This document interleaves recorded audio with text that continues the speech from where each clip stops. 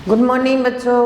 Class BSc second year और BSc BEd third year के लिए ऑर्गेनिक केमिस्ट्री का हमारा टॉपिक चल रहा है ऑर्गेनिक कंपाउंड ऑफ नाइट्रोजन, जिसके पार्ट नंबर 17 की हम बात करने जा रहे हैं।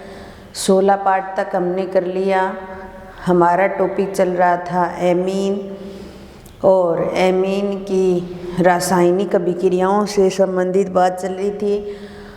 आज हम टॉपिक लेते हैं एमीन की जो नेक्स्ट अभिक्रियाएं हैं उनसे संबंधित बात करते हैं हम, जिसके अंदर आता है एरिल एमीन। तो एरिल एमीन की इलेक्ट्रॉन स्नेही प्रतिस्थापन अभिक्रिया, इलेक्ट्रॉन स्नेही प्रतिस्थापन अभिक्रिया, इलेक्ट्रोफाइल सब्स्टिट्यूशंस रिएक्शंस। तो हम बात कर रहे हैं एरिल एमीन की इलेक्ट्रॉन स्नेही प्रतिस्थापन अभिक्रिया की,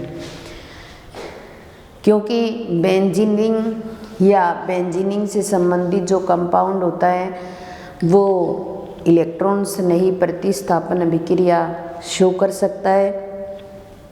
आने वाला इलेक्ट्रॉन स्नेही जो होता है वो कहाँ जुड़ता है, कैसे जुड़ेगा, उसको हम डिसाइड करेंगे। जैसे हमारे पास ये बेंजीनिंग और इस बेंजीनिंग के ऊपर क्या जुड़ा हुआ है, NH2, जिसको एनिलीन बोला जाता है। इसके पास लोन पेयर है।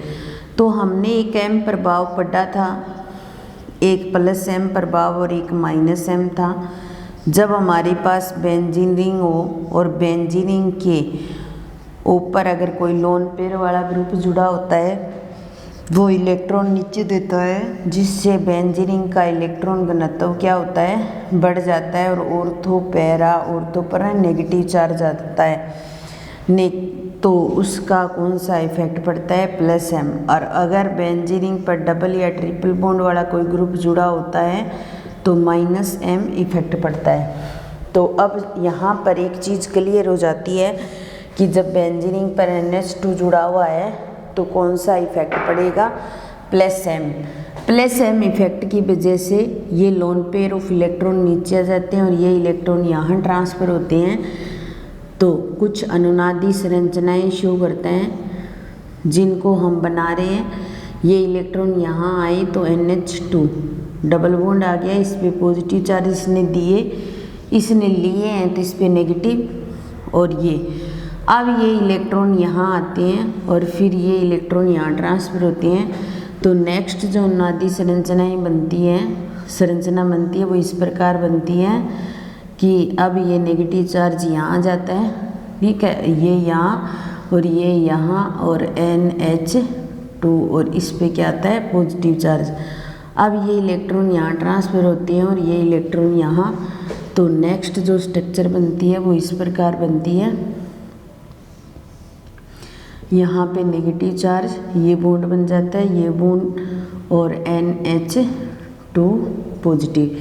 तो इस प्रकार एरिल एमीन जो होता है, या फिर हम ऐसे कह सकते हैं कि बेंजीन रिंग के ऊपर NH2 जुड़ा हुआ है तो वो लोन पेयर वाला ग्रुप जुड़ा हुआ है, वो नीचे की तरफ इलेक्ट्रॉन भेजता है बेंजीन रिंग के। तो बेंजीन रिंग का इलेक्ट्रॉन घनत्व बढ़ जाता है और ऑर्थो और पैरा पर नेगेटिव चार्ज आता है, इसलिए ये ऑर्थो पैरा निर्देशकारी होते हैं। तो ये कुछ इस तरीके से आने वाला जो ग्रुप है वो कहाँ पर जुड़ेगा, ऑर्थो पैरा पर आकर के जुड़ेगा, इसलिए इनको ऑर्थो पैरा निर्देशकारी कहा जाता है। तो ये कुछ प्रकार की विक्रियाएं शो करते हैं।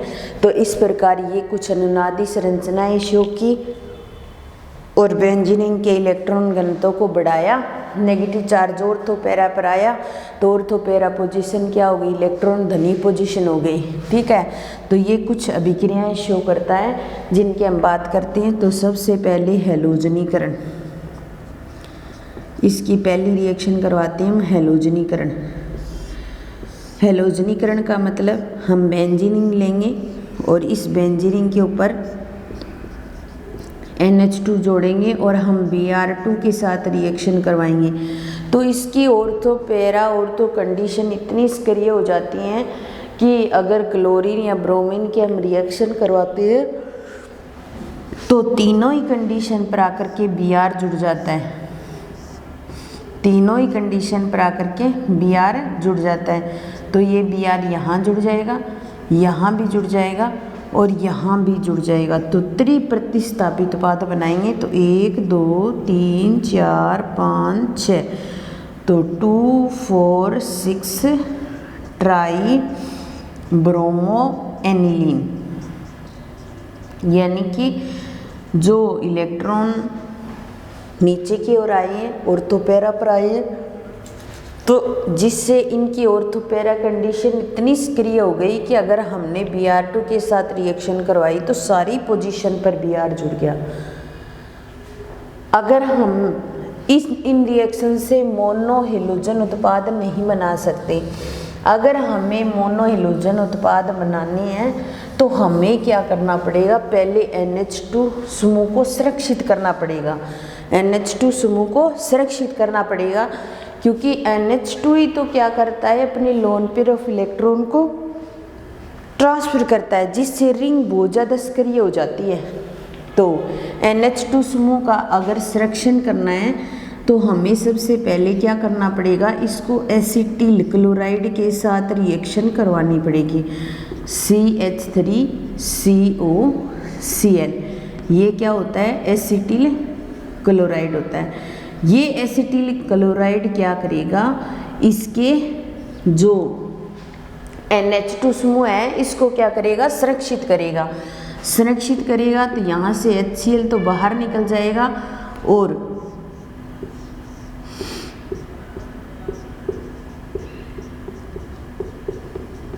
HCl बाहर निकल गया, बाकी पोजीशन यहाँ जुड़ गए। अब NH2 समूह इतना इफेक्ट नहीं डालेगा क्योंकि हमने उसको सुरक्षित कर दिया। अब आसानी से हम Br2 के साथ रिएक्शन करवा सकते हैं और यहाँ पर Br जोड़ सकते हैं। मोनो हेलोजन उत्पाद बनाने के लिए Br को आसानी से जोड़ सकते हैं। तो NHCOCH3, क्योंकि ये तो सुरक्षित हो गया है, अब Br यहाँ पर आसानी से जुड़ जाएगा। और फिर अगर इसको जल अपघटित करवाया जाए H3O पॉजिटिव तो वापिस NH2 समूह आ जाएगा और इसको बोला जाएगा para bromo anisole, sorry aniline, para bromo aniline.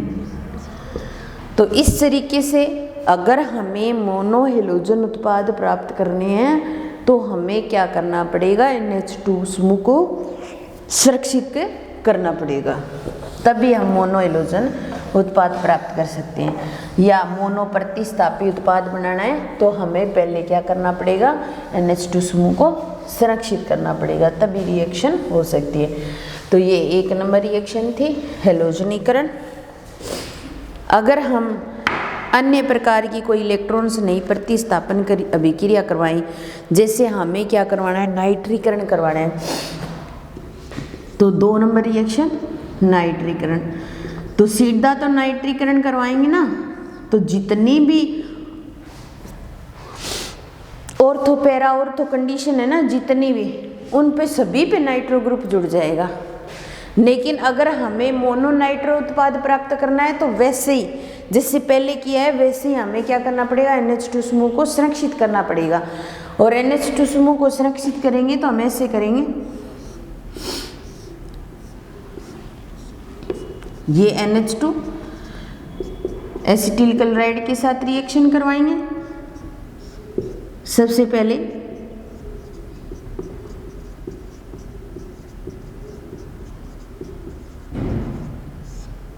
Acetyl chloride,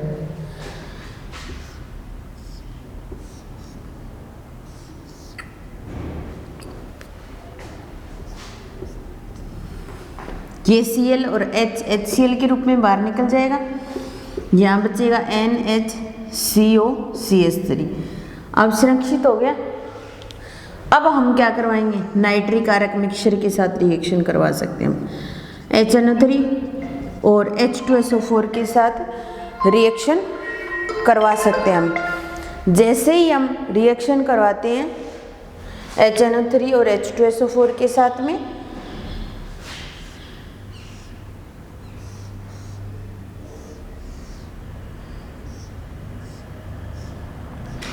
तो यहाँ पे NHCOCH3,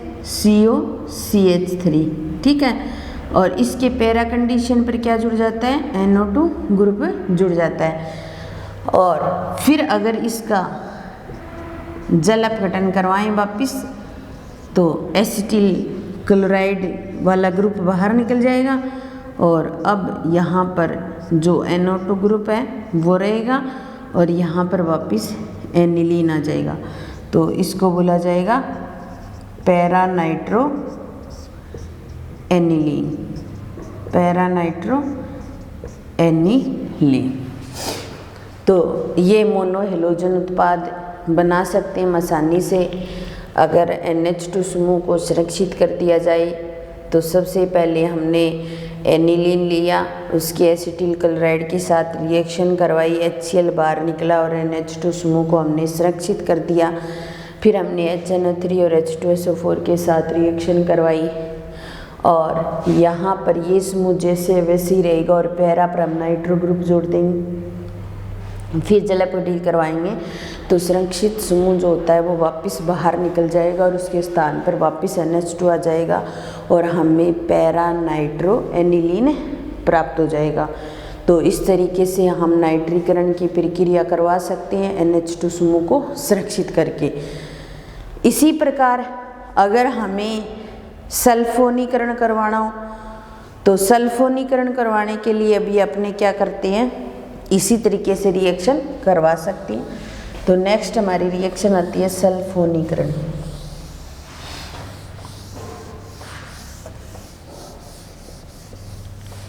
तो इलेक्ट्रॉन से नई प्रतिस्थापन की ये तीन ही विक्रियाएं शो करता है। तो नेक्स्ट आती है सल्फोनीकरण।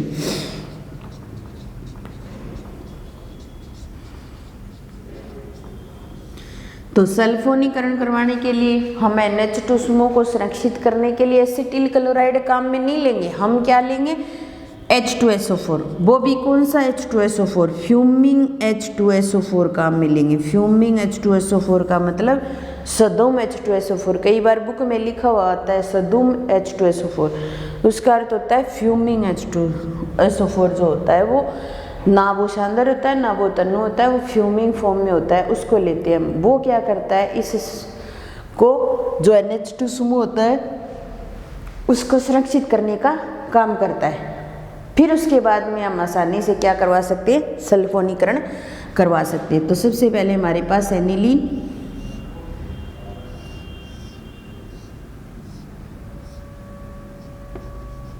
NH2 और इसका नाम क्या है, एनिलीन, ठीक है। और एनिलीन की अपने क्या करते हैं, फ्यूमिंग H2SO4 के साथ रिएक्शन करवाते हैं। जैसे ही रिएक्शन करवाते हैं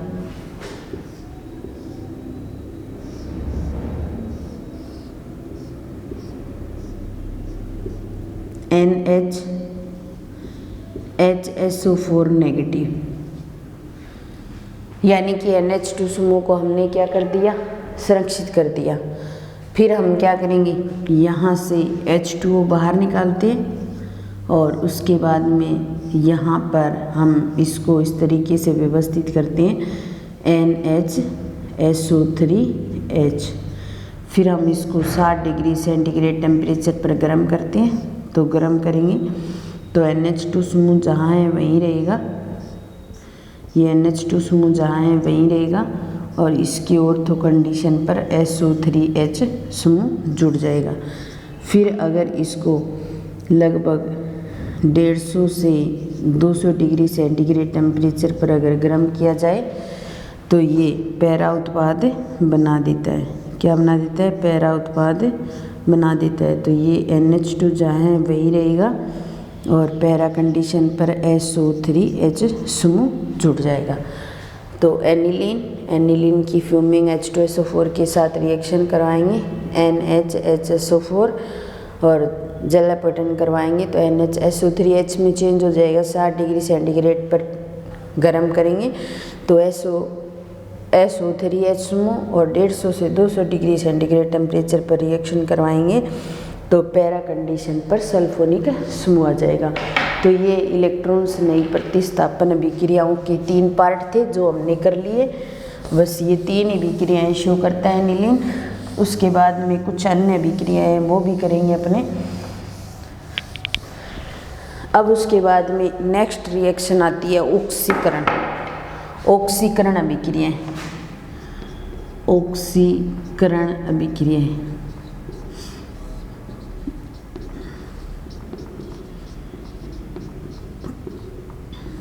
हम क्या करवाते हैं, एनिलीन का ऑक्सीकरण करवाते हैं। अलग अलग कंपाउंड की प्रेजेंस में ऑक्सीकरण करवा सकते हैं हम। तो सबसे पहला क्षारीय KMnO4 की उपस्थिति में अगर ऑक्सीकरण करवाया जाए, क्षारीय KMnO4 की उपस्थिति में ऑक्सीकरण करवाया जाए तो मुख्य रूप से जो ऑक्सीकारक जो काम में लेते हैं वो हम KMnO4 या K2Cr2O7 लेते हैं। तो KMnO4 की उपस्थिति में हम ऑक्सीकरण आसानी से करवा सकते हैं। जैसे हमारे पास C6H5NH2O मान लो, ठीक है, और इसका ऑक्सीकरण करवाएं तो ये ऑक्सीजन इसके साथ फिट हो जाएगा तो C6H5NHOH प्राप्त हो जाएगा। ये यहाँ पर हमारे पास क्या है, एनिलीन, और ये क्या है, phenyl hydroxyl amine. Phenyl hydroxyl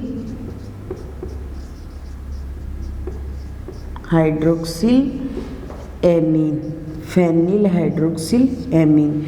फिर इसका ऑक्सीकरण करवाए तो यहाँ से ये H और ये H H2O के रूप में बाहर निकल जाता है तो C6H5N डबल बॉन्ड O। तो ये क्या प्राप्त हो जाएगा, नाइट्रोसोबेंजीन। नाइट्रोसोबेंजीन हमें प्राप्त हो जाएगा। इसी प्रकार अगर इसका आगे ऑक्सीकृत करें अपने तो एनिलीन की उपस्थिति में करवाना पड़ेगा हमें। तो यहाँ पे C6H5NH2 के साथ रिएक्शन करवाएं तो ये H और O H2O के रूप में बाहर निकल जाएंगे और यहाँ पर C6H5N double bond N C6H5 तो ये और फेनिल और ये क्या हो जाएगा, एजो समूह, तो डाई एजो बेंजीन प्राप्त हो जाएगा। डाई एजो बेंजीन प्राप्त हो जाएगा। तो इस प्रकार हम एनिलीन को ऑक्सीकृत करवा सकते हैं तो फेनिल हाइड्रोक्सिल एमीन प्राप्त हो जाएगा। फिर ऑक्सीकृत कराएंगे तो नाइट्रोसोबेंजीन प्राप्त हो जाएगा। फिर एनिलीन के साथ वापस रिएक्शन करवाएंगे तो क्या प्राप्त हो जाएगा, डाईएजो बेंजीन हमें प्राप्त हो जाएगा। तो डाईएजो कंपाउंड हम बना सकते हैं।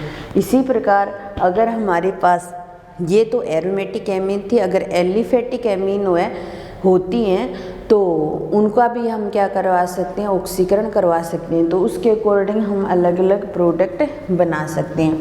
जैसे हमारे पास में मान लो एलिफेटिक एमीन की बात करें तो हम primary amine, secondary amine, tertiary amine की बात करें तो जैसे हमारे पास CH3CH2NH2 ये हमारे पास प्राइमरी एमीन है और CH3CH2NH2 यानी कि है तो ये भी प्राइमरी, लेकिन एल्किल ग्रुप क्या है, प्राइमरी सेकेंडरी है। एल्किल ग्रुप प्राइमरी, यहाँ सेकेंडरी और टर्सरी लेंगे तो इस तरीके से लेंगे। इनको भी हम क्या करवा सकते हैं, ऑक्सीकृत करवा सकते हैं, ऑक्सीकृत करवा सकते हैं। जैसे इसका ऑक्सीकरण करवाएं हम तो यहाँ से H2O बाहर निकल जाएगा, एक H यहाँ से एक H यहाँ से, तो ये CH3CH डबल बॉन्ड NH में चेंज हो जाएगा। और फिर इसको क्या करवाएं, ऑक्सीकृत करवाएं तो CH3CHO यानी कि किस में चेंज हो गया, एल्डिहाइड में चेंज हो गया, यानी कि एल्डिहाइड में हम इसको बदल सकते हैं। ठीक है, यहाँ ऑक्सीकृत करवाया, सॉरी यहाँ पे अपने क्या करवाएंगे, जल अपघटित करवाएंगे तो यहाँ से NH3 फिर इसको ऑक्सीकृत करवाएंगे तो एक H यहाँ से एक H यहाँ से, तो ये प्राप्त हो जाएगा हमें CH3 CH double bond NH, ये प्राप्त हो जाएगा। फिर इसका जल अपघटन करवाएंगे तो ऑक्सीजन इसके साथ जुड़ जाएगा, तो CH3 C double bond O, ये कीटोन बन गया और ये NH3, ये कीटोन में चेंज हो गया। तो इस प्रकार जो प्राइमरी एल्किल वाला एमीन है उससे एल्डिहाइड, सेकेंडरी एल्किल ग्रुप वाला एमीन है उससे कीटोन, और अगर टर्सरी एल्किल ग्रुप वाले एमीन का अगर ऑक्सीकृत करवाएं तो ये CH3 और CH3 C और N डबल बॉन्ड O, ये किस में चेंज हो जाएगा, नाइट्रोसो कंपाउंड में बदल जाएगा, नाइट्रोसो यौगिक के अंदर बदल जाएगा, नाइट्रोसो यौगिक के अंदर बदल जाएगा। तो इस प्रकार एनिलीन को अगर हम क्षारीय KMnO4 के साथ ऑक्सीकृत करवाते हैं, ऑक्सीकरण का पहला पॉइंट है तो फेनिल हाइड्रोक्सिल एमीन प्राप्त होता है। फिर उसके बाद में इसको ऑक्सीकृत करवाते हैं तो नाइट्रोसोबेंजीन, फिर C6H5NH2 के साथ करवाते हैं तो डाइएज़ोबेंजीन हमें प्राप्त होती है। इसी प्रकार अगर प्राइमरी एल्किल ग्रुप वाला एमीन लेते हैं और ऑक्सीकृत करवाते हैं तो वाटर का मॉलिक्यूल बाहर निकल जाता है, एक मध्यवर्ती कंपाउंड प्राप्त होता है जिसका जल अपघटन करते हैं तो ये तो O इसके साथ आ जाता है, ये H2 इसके साथ, तो एल्डिहाइड प्राप्त हो जाएगा और NH3 बाहर निकल जाएगी। सेकेंडरी एल्किल ग्रुप वाला एमीन लेंगे तो ऑक्सीकृत करवाएंगे तो एक हाइड्रोजन यहाँ से और एक हाइड्रोजन यहाँ से H2O के रूप में बाहर निकल जाएगी, और फिर जल अपघटन करवाएंगे तो ये ऑक्सीजन इसके साथ में, ये हाइड्रोजन इसके साथ में, तो कीटोन और अमोनिया प्राप्त हो जाएगी।